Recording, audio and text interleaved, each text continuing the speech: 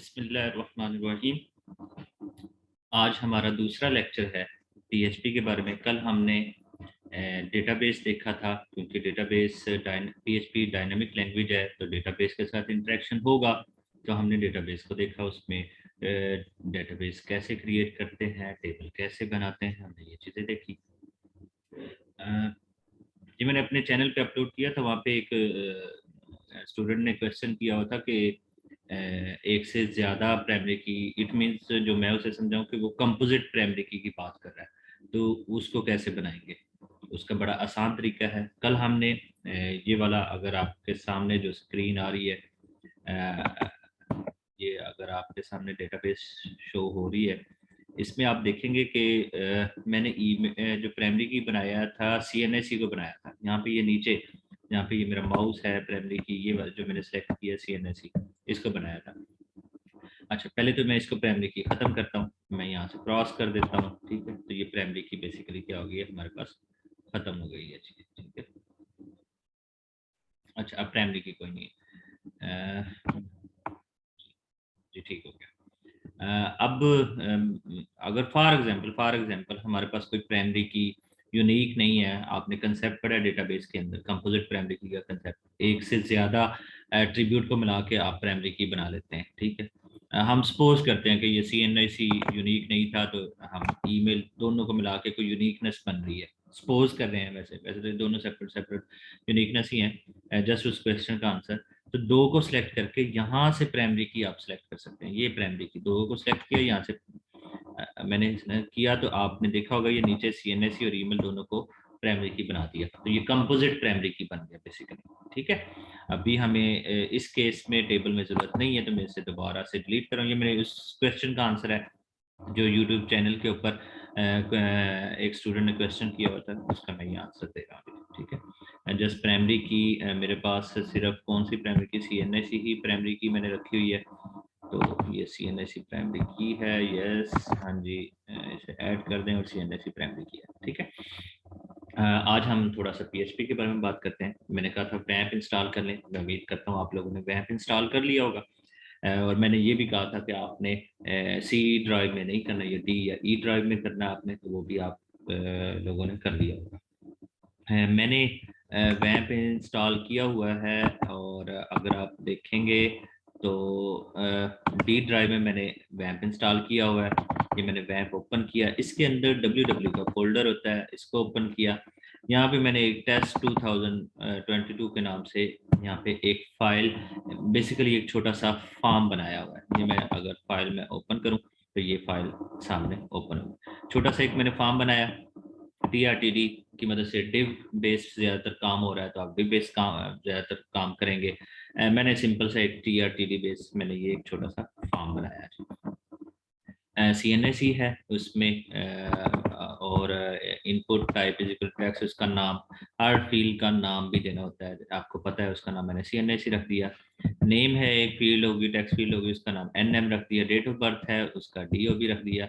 Email है तो उसका नाम ईमेल रख दिया हमने, टेक्स्ट फील्ड है। और एड्रेस, एड्रेस पे मैंने टेक्स्ट एरिया लिया, टेक्स्ट एरिया पेयर्ड टैग है, दो टैग्स, मतलब एंडिंग टैग भी होगा इसका।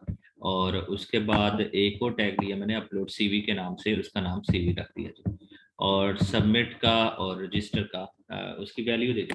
बेसिकली ये फॉर्म बनाना आप लोगों को एचटीएमएल का आता है, वैल्यू देते हैं तो उसके बटन का नाम चेंज हो जाता है, input type is equal to submit. इसमें थोड़ा सा मैं अगर ऐड करना चाहूँ तो फॉर्म का टैग इसमें ऐड होगा। जैसे ही सबमिट के बटन पे क्लिक करेंगे तो जिस पेज पे हमारा ये डेटा जाएगा, हम फॉर्म फिल करेंगे। जब हम फॉर्म फिल करें तो किसी पेज के ऊपर डेटा जाएगा, वो पेज का नाम, फॉर एग्जांपल मैं उस पेज का नाम zert.php नाम रख लेता हूँ। और अच्छा, मेथड, दो मेथड थे हमारे पास, एक गेट या पोस्ट। पोस्ट रखते हैं, मैंने इनमें डिफरेंस भी बताया था। गेट कम डेटा लेके जाता है और पोस्ट ज़्यादा डेटा लेके जाता है। गेट अगर करेंगे तो वो एड्रेस बार में डेटा शो हो रहा होता है, जो आपने इस फॉर्म पे जो डेटा सबमिट करेंगे आप, तो वो फॉर्म पे शो हो रहा होता है। और पोस्ट में वो फॉर्म हाइड होता है, वो शो नहीं होता। तो ये इनमें डिफरेंस है।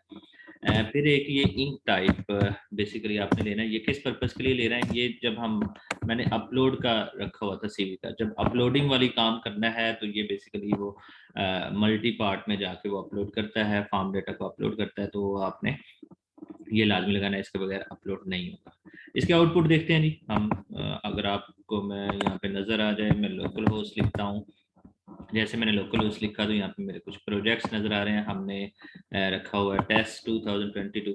अच्छा, ये वाली बात देखिएगा। अब मैंने पहले पेज का नाम अपना home.php रखा, तो आपके सामने ये मेरी उस डायरेक्टरी में, इस डायरेक्टरी के अंदर जो टेस्ट 2022 मैंने रखी है, फोल्डर रखा हुआ है, इसके अंदर जितने पेजेस होते हैं वो यहाँ पे शो हो जाने थे। किसी भी वेबसाइट के लिए ये अच्छा मुनासिब नहीं होता कि वो इस तरह से सारे शो हो जाए, डायरेक्टरी शो हो जाए। तो आपने क्या करना है, इस पेज का नाम चेंज कर देना है, क्या, इंडेक्स कर देना है। पहला पेज अगर इंडेक्स वाला होगा आपका तो वो डायरेक्ट ओपन हो जाता है, वो डायरेक्टरी इस तरह से लिस्टिंग शो नहीं होती। अब इसको दो स्टेप करने पड़ेंगे आपको। दो स्टेप क्या, कि आप home.php के ऊपर भी क्लिक करेंगे तो आपके सामने ये शो रहा। फॉर्म का लेआउट काफ़ी गलत सा हो गया है, वो इसलिए हुआ कि फॉर्म का टैग नहीं हमने कुछ बंद किया। अब दोबारा से सेव करके हम चेंज कर लेते हैं। हाँ जी, ये छोटा सा फॉर्म का एक लेआउट मौजूद है, ठीक है। अच्छा, अब मैंने यही डेटा इंसर्ट करना चाहता हूँ इस टेबल के अंदर। देखते हैं ये टेबल हमारा मैच कर रहा है। CNIC चला जाएगा, नेम चला जाएगा, ईमेल चला जाएगा, डेट ऑफ बर्थ भी चला जाएगा।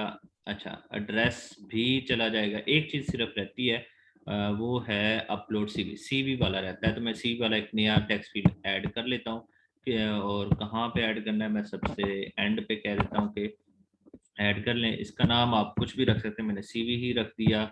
और क्योंकि इसमें हम फाइल का नाम स्टोर करवाते हैं, हम फाइल का नाम स्टोर करवाते हैं और उसकी लेंथ कितना, मैक्सिमम फाइल का 100 हो जाएगा, तो मैं इसे ऐसे सेव कर लेता हूँ। ये हमारे पास बन गया।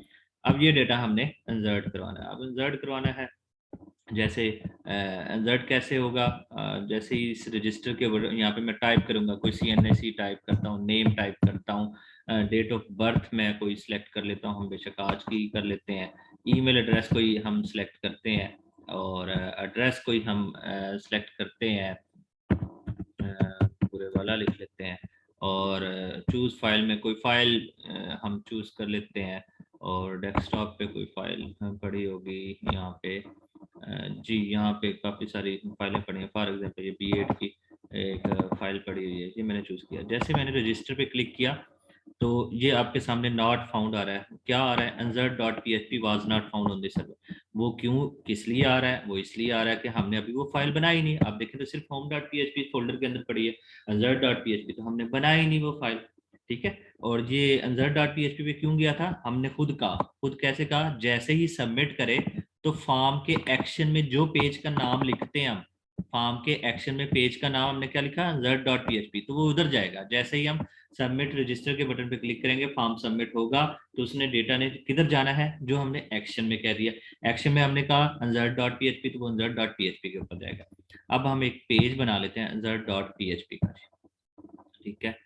मैं कंट्रोल N से नई फाइल, डायनामिक पेज और PHP का पेज एक मैं बना लेता हूँ और मैं इसको डेटा को मैं ख़त्म करता हूँ, इसको मैं सेव भी कर लेता हूँ। और अगर मैं इसे सेव करता हूँ तो हमारे पास एक ये टेस्ट के नाम से पड़ा हुआ है और इसका हमने नाम क्या रखा था, insert.php, तो हम इसको चेंज कर लेते हैं insert.php में जी। अच्छा, PHP कैसे, क्वेश्चन मार्क PHP का टैग, ये स्टार्टिंग टैग और एंडिंग टैग, स्टार्टिंग टैग और एंडिंग टैग, ठीक है। ये बात आपने ज़हन में रखनी है। इसके बाद आपने, क्योंकि हमने सबसे पहले इंसर्ट करना है तो डेटाबेस के साथ, डेटाबेस में इंसर्ट होगा, डेटाबेस के साथ इंटरेक्शन तो होगी हमारी। जब डेटाबेस के साथ इंटरेक्शन होगी तो हमें वो कुछ दो लाइनें डेटाबेस कनेक्शन की लिखनी पड़ेंगी जी। वो हम दो लाइनें हमेशा याद कर लें आप, वो दो लाइनें लिख लेते हैं। वो दो लाइनें कौन सी है, MySQLi_connect, और इसमें पैरामीटर लेता है number 1 local host, number 2 local host, हमारे सर्वर का नाम लोकल होस्ट है, number 2 root user name root है और पासवर्ड कुछ भी नहीं एम्प्टी है। जो भी कनेक्शन होगा हम इसको किसी वेरिएबल में ले लेते हैं, एक वेरिएबल फॉर एग्जांपल वो मैंने कौन वेरिएबल ले लिया, कोई भी वेरिएबल ले सकते हैं। पीएचपी में वेरिएबल डॉलर साइन के साथ होते हैं, डॉलर साइन और वेरिएबल का नाम जो मर्जी आप रख सकते हैं। मैंने रेलिवेंट कौन रख लिया, कनेक्शन कर लें जैसे मर्जी कर। अच्छा ये हो गया हमारा कनेक्शन डेटाबेस के साथ। बेसिकली ये लोकल होस्ट जो PHP माई एडमिन है उसके साथ कनेक्शन हुआ। उसके अंदर तो काफ़ी सारी डेटाबेस पड़ी हुई हैं, काफ़ी सारी जो डेटाबेस पड़ी हैं तो उनमें से किसी एक के साथ कनेक्ट होना है। MySQLi_select_db और ये 2 पैरामीटर लेगा। अगर आप देखें तो वो लिंक और स्ट्रिंग डीबी नेम ऊपर बता रहा है, ठीक है। तो लिंक जो है हमारे पास वो कौन है और हमने एक डेटाबेस का नाम रखा था, अगर मैं चेक कर लूँ जाके test_2022। तो मैं यहाँ पे जाके test_2022 डेटाबेस का नाम, ये हमारा कनेक्शन होगा। अब इस पेज पे डेटा रिसीव कैसे करना है, जैसे ही वो फॉर्म सबमिट हुआ तो जो फॉर्म पे मैंने नेम लिखा, मैंने CNIC नंबर लिखा, मैंने एड्रेस लिखा, वो डेटा रिसीव कैसे करना है इस पेज के ऊपर। वहां तो सबमिट कर दिया, इस पेज पे इंसर्ट पे आ रहा है तो अब इसको रिसीव करना है। रिसीव करने का क्या तरीकेकार है, आप $_गेट से कर सकते हैं, पोस्ट से कर सकते हैं, या $_रिक्वेस्ट से। तो आपने $_रिक्वेस्ट से करना है। वो क्यों करना है, क्योंकि हम चाहे मेथड गेट हो, अगर मेथड गेट हो तो गेट से हम रिसीव करते हैं, पोस्ट हो तो हम पोस्ट से रिसीव करते हैं। रिक्वेस्ट कहता है चाहे आप गेट हैं चाहे आप पोस्ट हैं, मैं दोनों ही काम कर लेता हूँ। तो ये दोनों काम कर लेते हैं, इसलिए मैं $_रिक्वेस्ट के नाम से। अच्छा अब यहाँ पे टेक्स्ट फील्ड का जो नाम किस नाम से रिसीव कर, जो डेटा आ रहा है वो किसी नाम से आ रहा है। तो CNIC फील्ड वाला डेटा वो CNIC के नाम से आ रहा है, नेम वाला NM के नाम से आ रहा है। तो इनके नाम से डेटा आ रहा है तो इनके नाम से ही रिसीव करना है। पहला CNIC जी, रिसीव करके मैं किसी वेरिएबल में महफूज कर लेता हूँ। इस पेज पे आया तो मैंने स्टोर करना है, स्टोर वेरिएबल में होता है, मैं वेरिएबल के अंदर स्टोर कर लेता हूँ, उसका भी नाम मैं CNIC रख लेता हूँ, ठीक है। अब अगला डेटा रिसीव करते हैं। अगला डेटा अगर देखें तो मैंने ये नाम जानबूझ के NM रखा था ताकि आपको वो ये ना हो कि यही नेम बिल्कुल सेम यही वाले रखने हैं जो लेबल वाले होते हैं। ये NM, ये जो टेक्स्ट फील्ड के अंदर जो नाम रखा होता है NM है, तो हमने यहाँ पे NM के नाम से आ रहा होगा डेटा, और ये हमने किसी वेरिएबल नेम में रख लिया, ठीक है। और अब अगला डेटा आप देखेंगे डेट ऑफ बर्थ है, वो डेट ऑफ बर्थ DOB, और इसको हमने DOB ही वेरिएबल के अंदर स्टोर कर दिया जी। और उसके बाद अगला डेटा हम देखते हैं जी किस तरीके से रिसीव करेंगे। ईमेल भी सिंपल उसी तरीके से होगा, एड्रेस भी सेम उसी तरीके से होगा, इसका भी नाम हम ईमेल ही रख लेते हैं, ठीक है। और एड्रेस का हमने कोई यहाँ पे नाम रखा था, टेक्स्ट एरिया का नाम हमने AD रखा था। अगर ये देखें जी, मैं यहीं से कॉपी कर रहा हूँ इनके नाम जो भी रखे हुए हैं, तो AD रखा हुआ था और ये AD नाम आ गया और ये AD आ गया हमारे पास। और last one I think so CV है। CV को इस तरह से जो फाइल अपलोड होती है उसको इस तरीके से हम नहीं रिसीव करते, उसका थोड़ा सा तरीके का डिफरेंट है। उसके लिए $_फाइल्स होता है।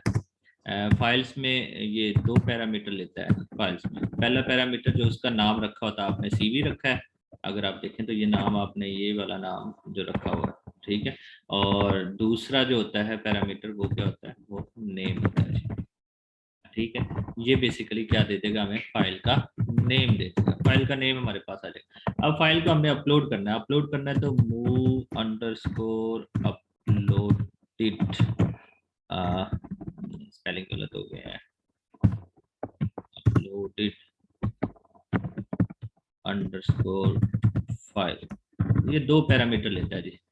एक तो सेम यही पैरामीटर, लेकिन इसमें थोड़ा सा डिफरेंस होगा। वो डिफरेंस क्या होगा, यहाँ पे TMP underscore name, temp RG CV को उठा के कहीं, जो फाइल को उठा के कहीं RG तौर पे उसको नाम देता है। दूसरा किस जगह पे उसको CV को अपलोड करना है, हमने अपने पास अपलोड करना है, तो यहाँ पे एक मैं फोल्डर बना देता हूँ किस नाम का, CV नाम का। तो CV इस जगह पे जाके क्या हो जाएगी, वो अपलोड हो जाएगी, इस फोल्डर के अंदर अपलोड होगी। तो मैं यहाँ पे CV नाम का फोल्डर है, और किस नाम से वो फाइल है, बेसिकली ये नाम था हमारे पास, तो इस फाइल को अपलोड कर देगा CV फोल्डर के अंदर।